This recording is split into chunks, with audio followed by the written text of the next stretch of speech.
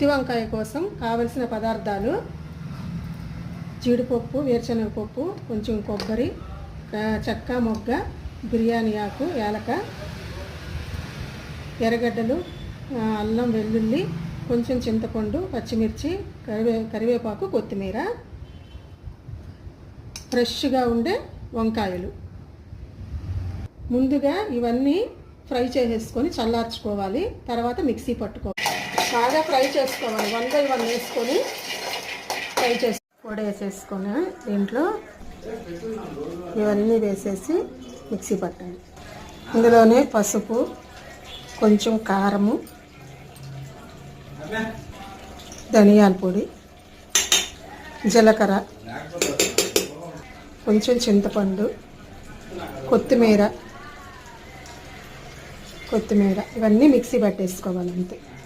ఇలా 4 భాగాలుగా కట్ చేసుకోవాలి. పుచ్చులు ఏమన్నా ఉన్నాయేమో చూసుకొని ఈ విధంగా ఉప్పు నీడల్లో వేసేసుకోవాలి. ఈ విధంగా అన్నీ కట్ చేసుకొని ఇప్పుడు ఈ పేస్ట్ ఏం చేయాలంటే దీంట్లో నీట్గా అన్ని వంకాయల్లో శుభ్రంగా ఎక్కడ లేక నీట్గా అంతా ఇలాగా కూరుకోవాలి. మొత్తం వంకాయలంతా అన్ని వంకాయల్లో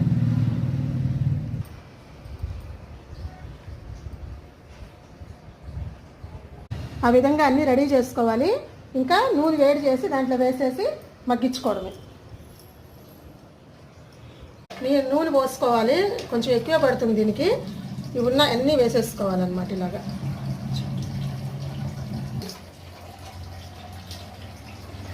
ఇప్పుడు ఈ మిగిలింది కదా, ఈ మసాలా ఇదంతా కూడా దాంట్లో వేసేయచ్చు. పైన వేసేసి బాగా కలిపి మూత పెట్టేసి సిమ్లో ఉడికిచ్చేయాలి. ఇది ఈ విధంగా మొత్తం దాని మీద అలాగా.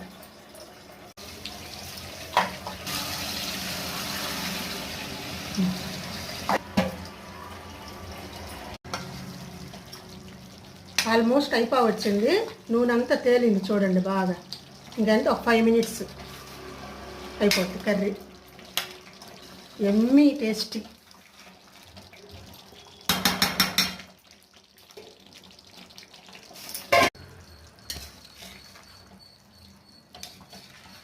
చూసారా ఎంతో టేస్టీగా ఉండే గుత్తి వంకాయ కూర చాలా బాగా రెడీ అయింది. నా ప్రాసెస్లో సింపుల్గా ఇలా చేస్తాను.